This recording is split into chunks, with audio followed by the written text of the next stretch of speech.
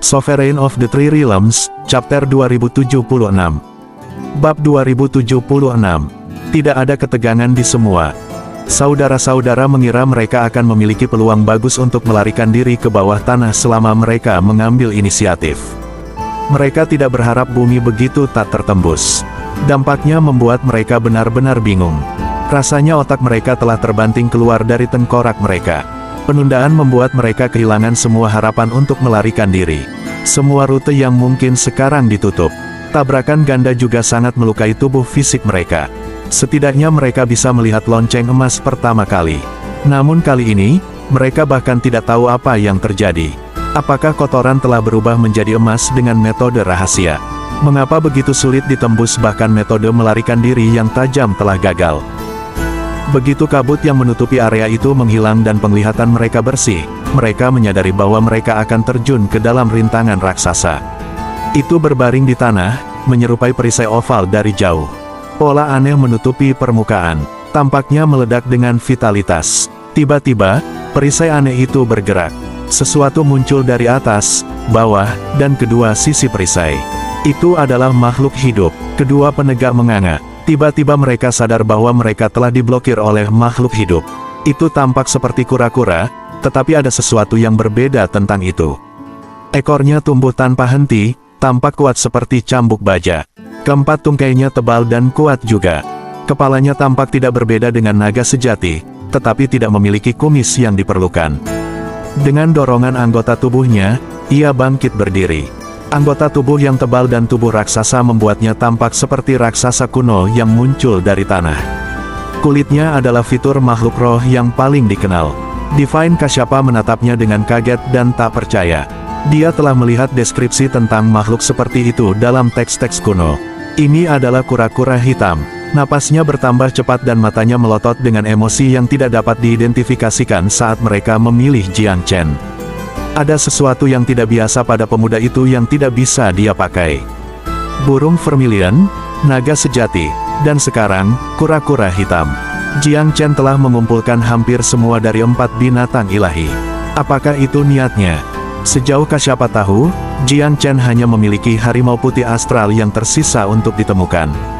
Dia tertawa. Akhirnya, dia mengerti mengapa Jiang Chen begitu percaya diri dan mengapa pemuda itu mengatakan dia bisa memanggil kekuatan pertempuran dua dewa. Kemampuan pertahanan kura-kura hitam itu menantang surga. Di garis depan pertahanan saja, kura-kura telah melampaui Kasyapa. Bahkan Lightford sendiri tidak akan mampu menembus pertahanannya. Kura-kura hitam adalah binatang ilahi yang khusus berspesialisasi dalam pertahanan. Itu mungkin gagal pada sisi ofensif dibandingkan dengan binatang ilahi lainnya, tapi itu peringkat teratas dalam pertahanan. Kulitnya yang seperti kura-kura saja sudah hampir tidak bisa ditembus. Kedua penegak sama sekali tidak tahu apa-apa. Mereka belum pernah melihat atau mendengar tentang binatang suci seperti kura-kura hitam. Tetap saja, syok jelas di mata mereka. Tidak ada yang bisa percaya bahwa mereka telah kehilangan makhluk roh. Pertahanan binatang buas itu harus di luar imajinasi mereka. Lebih penting lagi, semua rute pelarian mereka telah ditutup. Perlawanan sia-sia dalam situasi ini. Divine Kasyapa tersenyum tipis. Kamu begitu penuh dengan dirimu sendiri. Anda tidak berharap untuk gagal begitu spektakuler sekarang, bukan? Petik 2. Mata kedua penegak bersinar dengan amarah, menatap Kasyapa. Jangan merayakannya, An. Meskipun Anda telah mengalahkan kami dengan tipu daya Anda, itu tidak ada artinya. Begitu Tuan kita mengakhiri penanaman pintu tertutupnya, dia akan menghancurkanmu tanpa mengangkat jari. Petik 2. Kau melebih-lebihkan bajingan tua itu, kata Kasyapa dengan dingin. Namun, nasibnya tidak ada hubungannya denganmu. Anda telah menjadi tawanan tanah suci yang abadi. Anda tidak punya pilihan selain menyerah. Petik 2. Huff. Kita lebih baik mati daripada menyerah. Jika Anda ingin menangkap kita hidup-hidup, bersiaplah untuk kehancuran bersama. Saudara-saudara bertekad untuk tetap loyal kepada Tuan mereka sampai akhir yang pahit. Jiang Chen tersenyum mengejek. Kehancuran bersama. Aku ingin melihatmu mencoba. Petik 2. Dia mendapatkan pemahaman dasar tentang kekuatan kedua penegak hukum.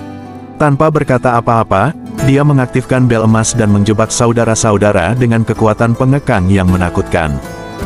Burung Vermilion dan Divine Kasyapa tidak meninju dan mengerahkan gerakan mereka yang paling kuat terhadap saudara-saudara. Tidak perlu lagi menyeret ini keluar.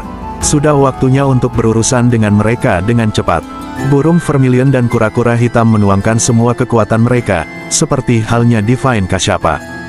Ketika kekuatan gabungan Jiang Chen dan Long Xiaoxuan ditambahkan ke grup, para pembela abadi setidaknya 2 kali lebih kuat dari 2 penegak.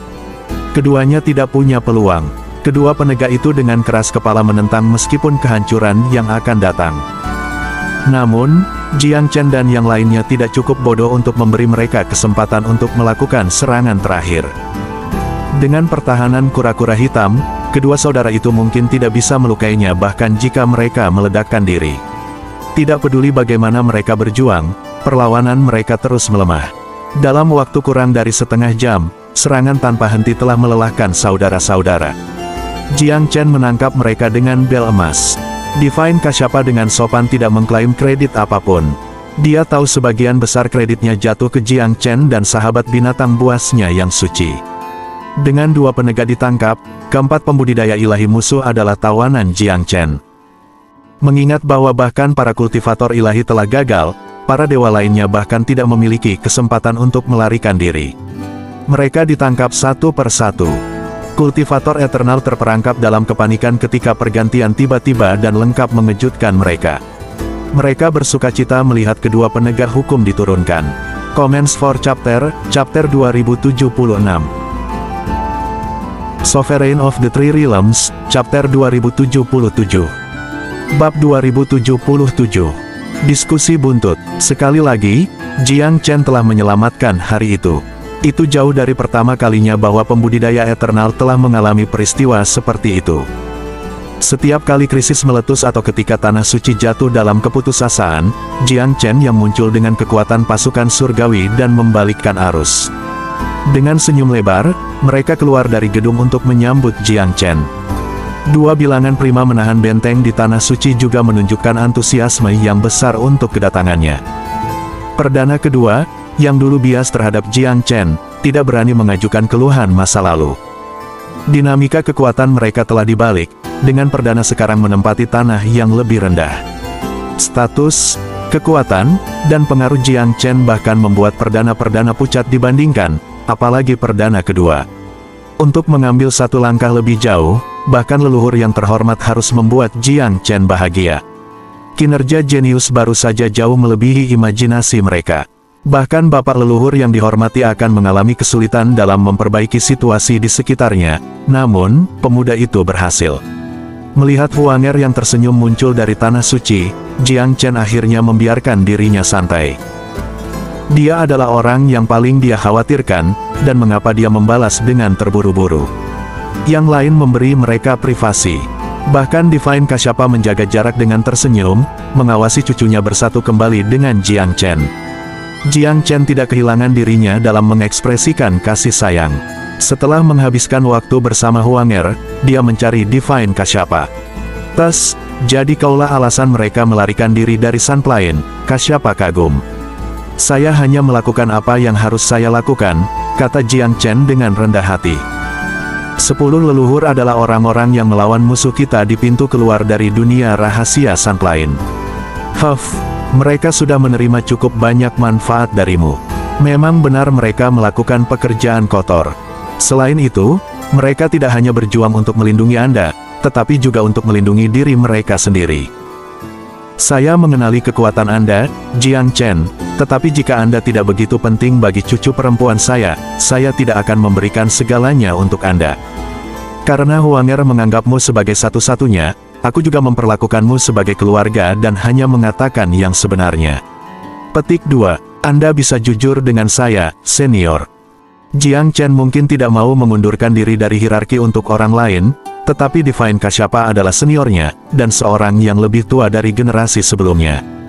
Kamu telah menjatuhkan kedua penegak hukum. Lightford akan segera menerima beritanya, yang bisa merupakan hal baik atau buruk. Jika Lightford menjadi marah dan datang untukmu sendiri, apakah kamu pikir kamu dan Tanah Suci dapat mengambilnya?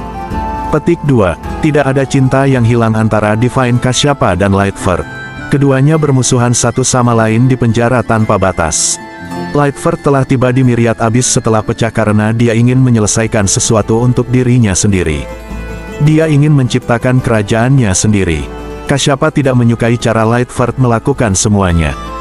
Dia tidak punya apa-apa selain jijik pada orang tua itu karena menimbulkan masalah pada saat genting ini dalam gambaran besar hal-hal.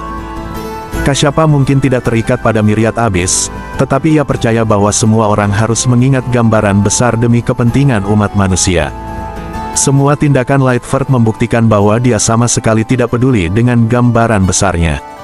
Dia hanya seorang oportunis. Jiang Chen tahu Kasyapa pasti mengajukan pertanyaan karena suatu alasan. Masuk akal bahwa Lightford akan dapat langsung mengetahui kapan kedua orang kepercayaannya ditangkap. Jika itu Jiang Chen, dia juga tidak akan diam. Dia akan mengambil masalah ke tangannya sendiri. Zhu Min dan yang lainnya bertemu dengan dua bilangan prima dan datang ke arah mereka. Penatua tidak bisa tidak bertanya, Divine Kasyapa, Lightford telah dibesarkan berkali-kali dalam perjalanan ke sini. Seberapa kuat dia? Petik 2. Lebih kuat dari aku. Diyakini bahwa ia berada di alam ilahi tingkat 4, memasuki pertengahan keilahian. Itu juga spekulasi saya dan mengapa saya tidak bisa menyaingi dia saat ini. Petik 2. Divine Kasyapa bukanlah seseorang untuk kerendahan hati yang tidak perlu. Jika dia berkata begitu, kultivasi Lightford memang menakutkan.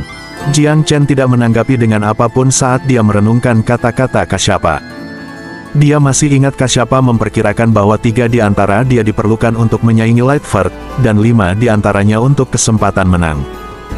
Burung vermilion dan kura-kura hitam sama kuatnya dengan Kasyapa, dan Jiang Chen dapat menyaingi pembudidaya alam ilahi awal dengan bantuan Long Xiaoxuan dan Little White. Mereka semua digabungkan memiliki kesempatan untuk mengalahkan Lightford.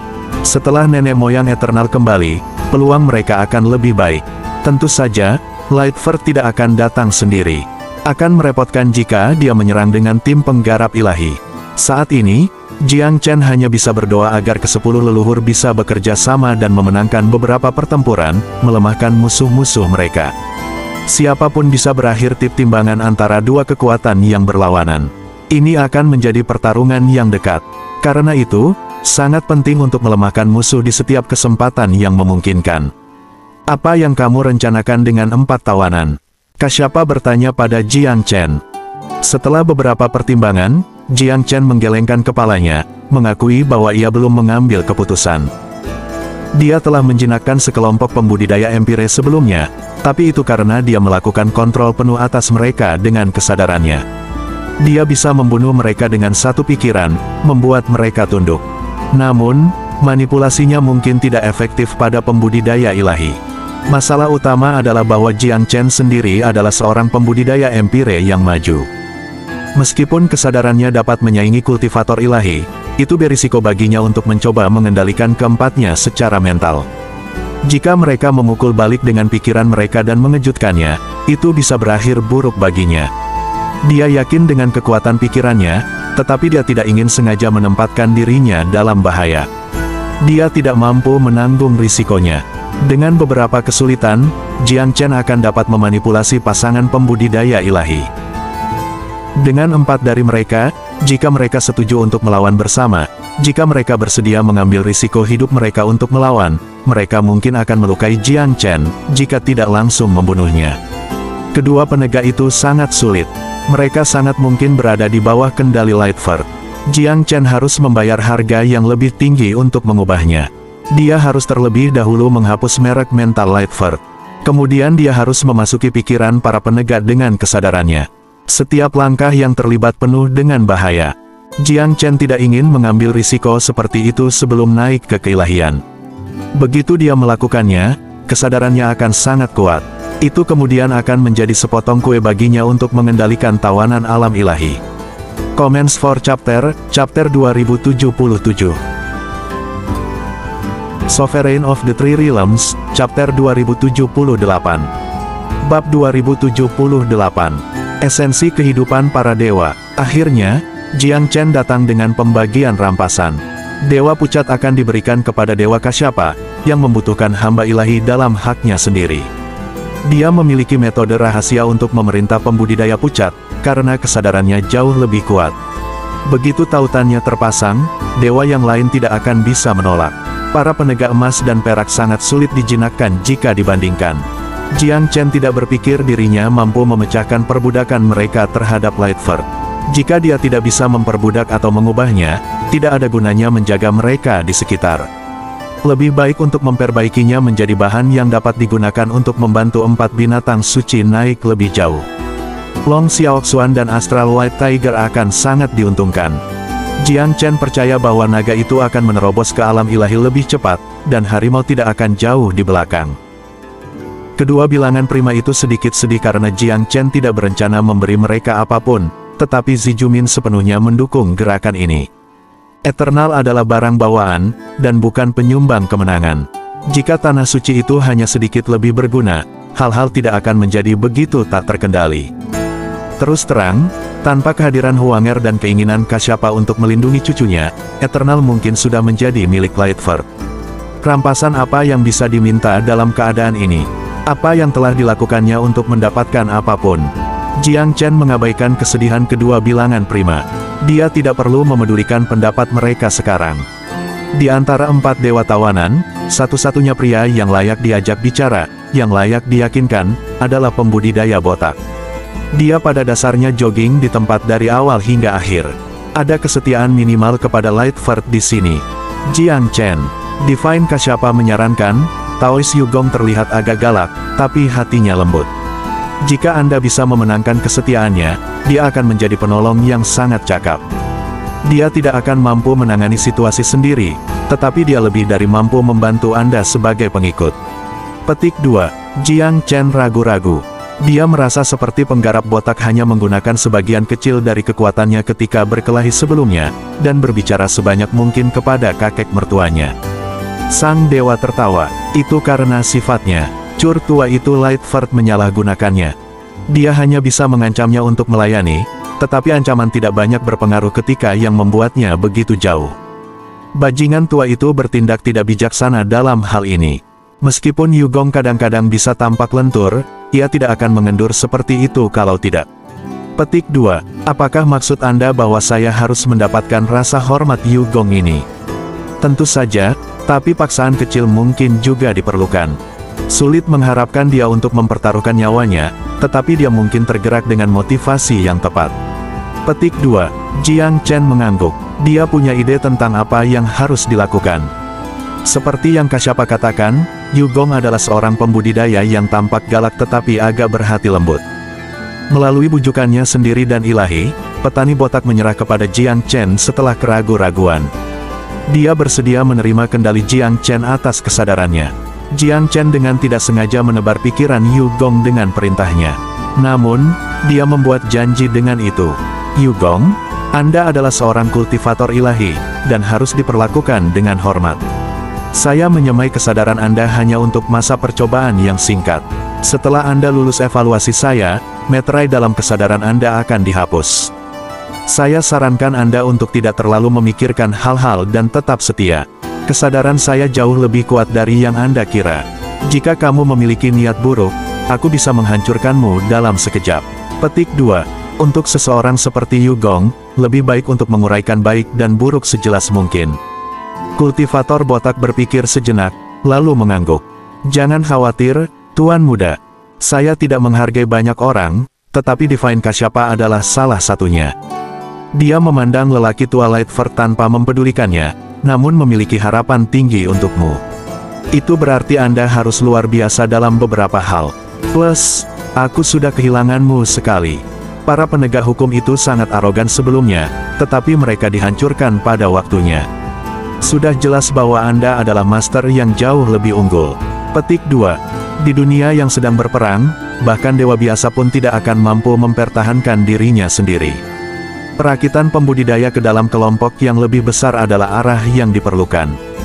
Seekor burung bijak memilih pohon yang baik untuk bertengger. Yugong awalnya berharap untuk melakukan hal-hal besar di bawah Lightford, tetapi berlalunya waktu membuktikannya sebagai mimpi pipa belaka. Metode Lightford benar-benar curang, tetapi bahkan jika Yugong bungkuk sangat rendah untuk menerimanya, orang tua itu tidak akan memberinya peluang apapun. Orang tua itu memiliki lebih banyak bawahan lebih dekat dengannya.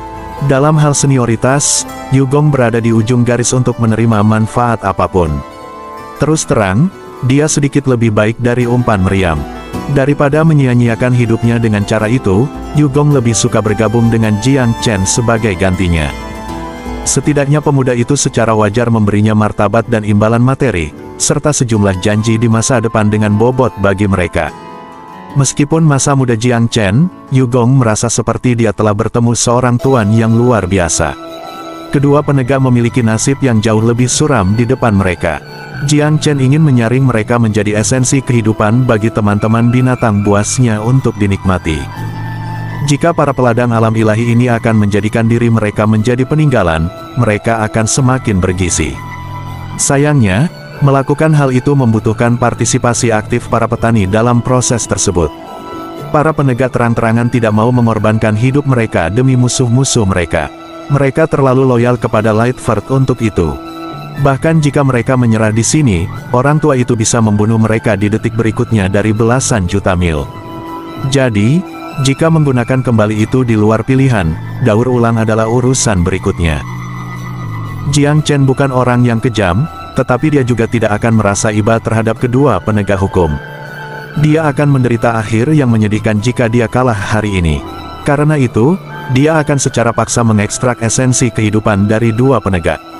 Sejumlah besar akan terbuang sia-sia, tetapi masih ada banyak yang tersisa. Kedua dewa ini berada pada puncak vitalitas mereka. Dibandingkan dengan para dewa yang berada pada titik penurunan rentang hidup mereka, mereka membawa lebih banyak energi dan semangat. Comments for Chapter 2078. Sovereign of the Three Realms, Chapter 2079. Bab 2079.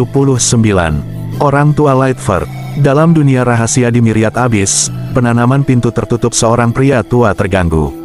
Matanya terbuka, tatapan di dalamnya seram dan kejam. Dia adalah Old Man Lightford, subjek banyak percakapan. Tatapannya tajam seperti kilat, alisnya dipenuhi karakter. Tambahkan ke mata yang dalam dan hidung kait yang tinggi, itu membuat wajah dengan fitur yang mencolok. Dia tampak tua, tetapi bersemangat. Dia membuat perhitungan dari jari-jarinya dan mengangkat alisnya yang panjang, dahinya berkerut. Apa, dua penegak saya sudah mati? Dia berada di budidaya pintu tertutup, tetapi dua penegak masing-masing menyimpan seutas kesadarannya di pikiran mereka, yang memungkinkan dia untuk melacak vital mereka.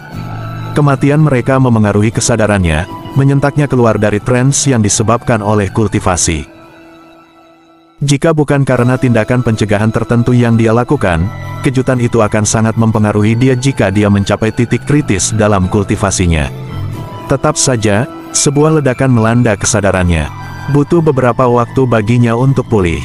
Bukankah mereka pergi ke tanah suci abadi sebagai penguat? Tanya Lightford. Intelijen mengatakan bahwa Ankasyapa muncul. Mungkinkah dia membunuh para penegakku? Petik 2. Setelah mempertimbangkan gagasan itu, Lightford tidak menganggap spekulasi itu benar. Sementara dua penegak mungkin tidak sekuat Ankasyapa, dan bisa saja dikeluarkan ketika terpisah, keduanya bersama-sama harus mampu menyaingi atau bahkan mengalahkannya. Selain itu, ada dua dewa lainnya yang telah dikirim ke Eternal. Bagaimana mungkin empat dewa kalah dari Ankasyapa? Dia mencoba mencari jawaban ketika langkah kaki datang. Mereka ragu-ragu, seperti orang itu dihadapkan dengan keputusan yang sulit. Masuk, Lightford mentransmisikan, merasa tidak sabar.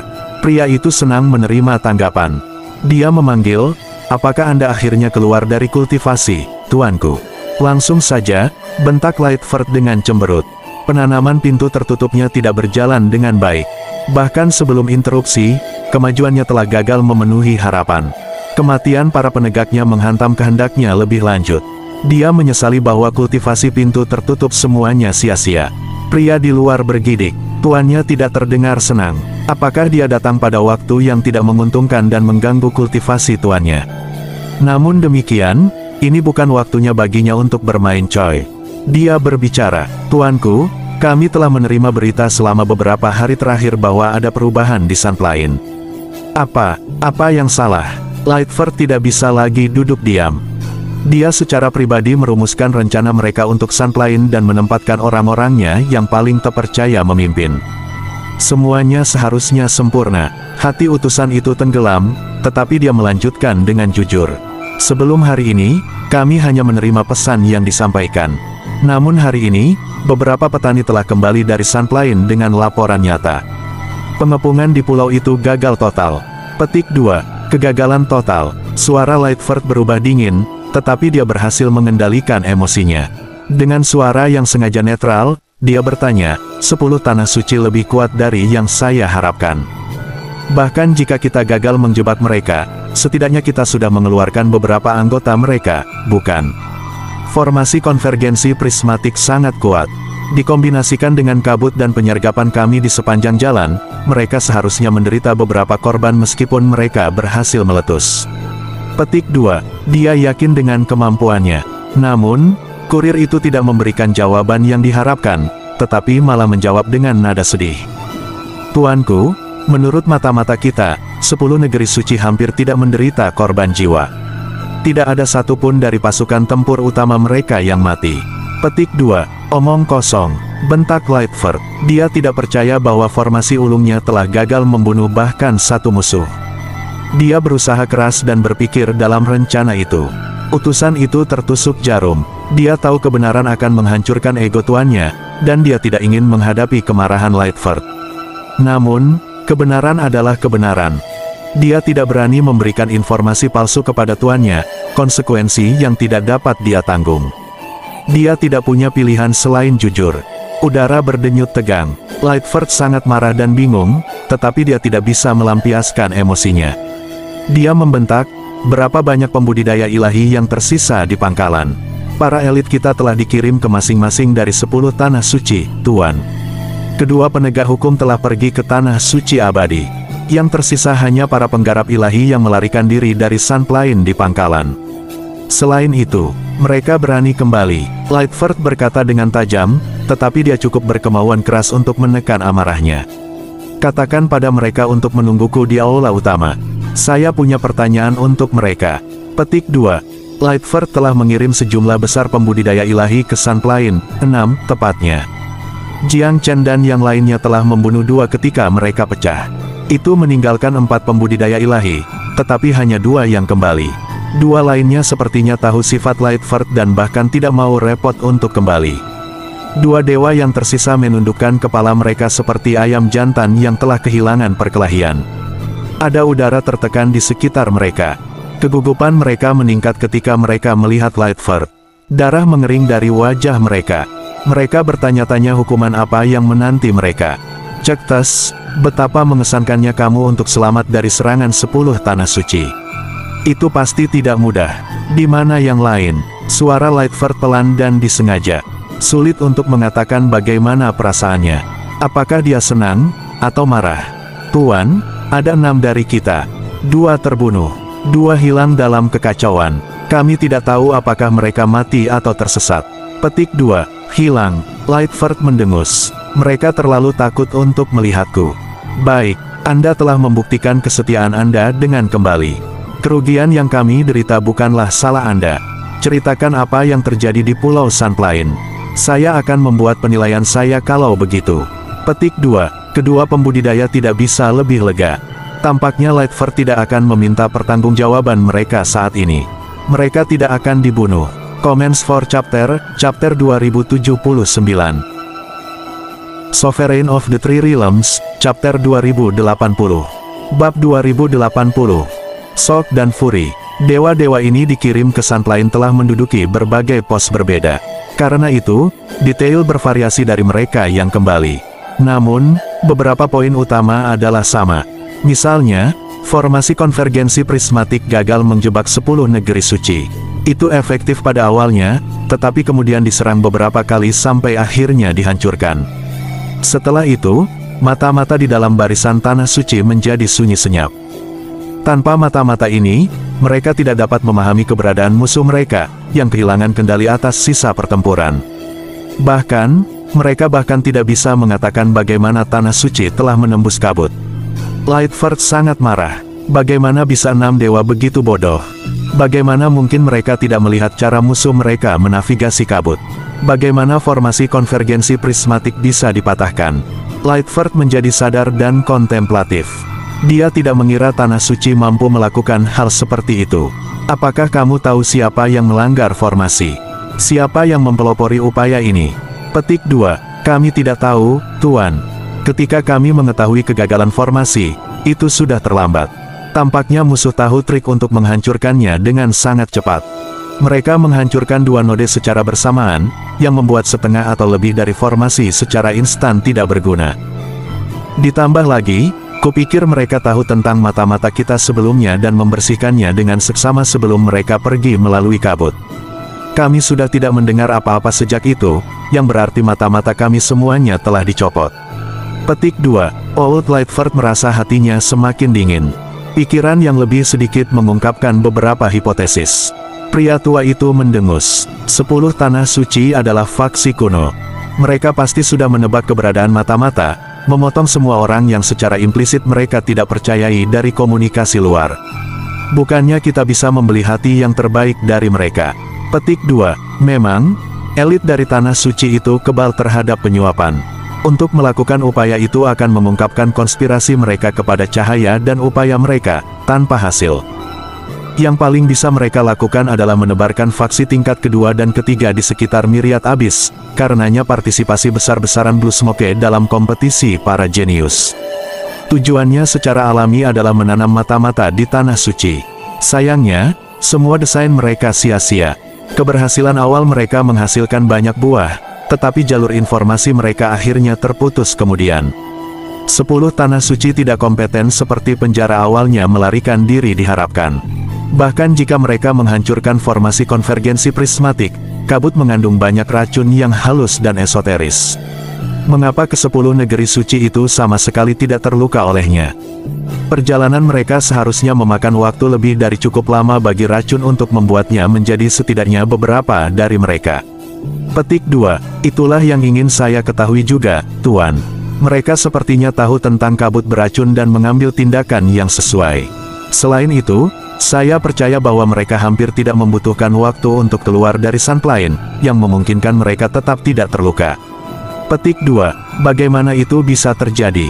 Meskipun Lightford memiliki banyak pengalaman hidup, dia tidak bisa mempercayai apa yang dia dengar. Di bawah kondisi berkabut di sekitar Sunplane, bahkan terbang akan menjadi tanpa arah. Seharusnya butuh 1 atau 2 hari, meskipun hilang, untuk menavigasi ke pintu keluar. Tetapi untuk menghindari terkena racun dalam kabut, seseorang harus membebaskan mereka hanya dalam beberapa jam. Begitulah faktanya. Bagaimana mereka berhasil menembus pengepunganmu? Apakah kamu tidak melihat sesuatu yang salah? Apakah mereka terbang dengan perahu udara atau diri mereka sendiri? Lightford mulai marah karena marah. Dia merasa telah tersesat dengan cara yang agak tidak bisa dijelaskan dan menyedihkan. Mungkin, kurasa mereka tidak terbang. Orang yang menjawab tidak terdengar percaya diri. Mereka tidak terbang. Apakah mereka berjalan dengan kaki saat itu? Old Lightford marah. Aku dengar mereka berenang.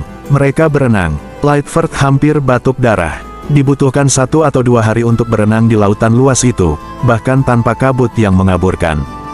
Mempertimbangkan kabut di atas air, berenang seharusnya memakan waktu 2 minggu atau lebih. Selain itu, bagaimana dengan makhluk laut ganas yang berkerumun di bawah permukaan?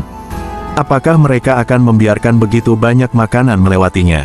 Lightford tidak tahu harus berkata apa. Jika dia tidak membutuhkan bawahan sebanyak yang dia bisa dapatkan, dia akan menamparkan kedua orang bodoh itu sebelum dilupakan. Hanya dengan begitu kemarahannya akan terpuaskan. Baiklah, aku tidak akan terlalu banyak menekan tentang Sunplane. Katakan padaku, apa yang terjadi di tanah suci abadi? Apakah semua 10 tanah suci pergi ke sana segera setelah meninggalkan Sunplane? Ini adalah keprihatinan orang tua itu selanjutnya. Tuanku, seseorang melaporkan dari bawah, pengintai kami tidak melaporkan gerakan besar-besaran para pembudidaya tanah suci menuju abadi. Tidak ada alasan kami tidak akan melihat sesuatu yang begitu jelas. Petik 2. Lalu bagaimana para penegakku mati? Old Lightford nyaris mengigau. Dia menyadari sekarang bahwa menaklukkan Myriad Abyss adalah tugas yang agak lebih sulit daripada yang dia duga. Sekelompok dewa tidak semua yang diperlukan untuk melakukan prestasi seperti itu. Ya, para dewa ini mampu secara individu, tetapi mereka tidak memiliki disiplin dan motivasi untuk bersatu. Selain itu, banyak dari mereka yang tunduk kepadanya hanya karena ketakutan dan keserakahan. Semua orang terkejut mendengar kematian para petugas dan menjadi gelisah. Sudah menjadi rahasia umum bahwa kedua pembudidaya itu adalah favorit Lightford. Kembali ke penjara tanpa batas, mereka telah melayani sebagai ototnya yang paling mampu. Benarkah itu? Apakah mereka benar-benar mati? Ekspresi Lightford berubah menjadi seram. Panggil semua orang yang ada di markas bersama. Aku akan melakukan perjalanan pribadi ke Tanah Suci Abadi. Petik 2. Kemarahannya jelas. Tidak ada yang berani menentangnya. Semua yang hadir langsung beraksi. Meskipun tidak banyak orang tersedia untuk operasi, Lightford memberikan lebih dari cukup jaminan di pucuk pimpinan. Comments for Chapter 2080. Sekian dulu cerita hari ini. Untuk selanjutnya, silakan teman-teman untuk share, subscribe, dan hidupin loncengnya. Terima kasih. Jumpa lagi di cerita selanjutnya. Bye-bye.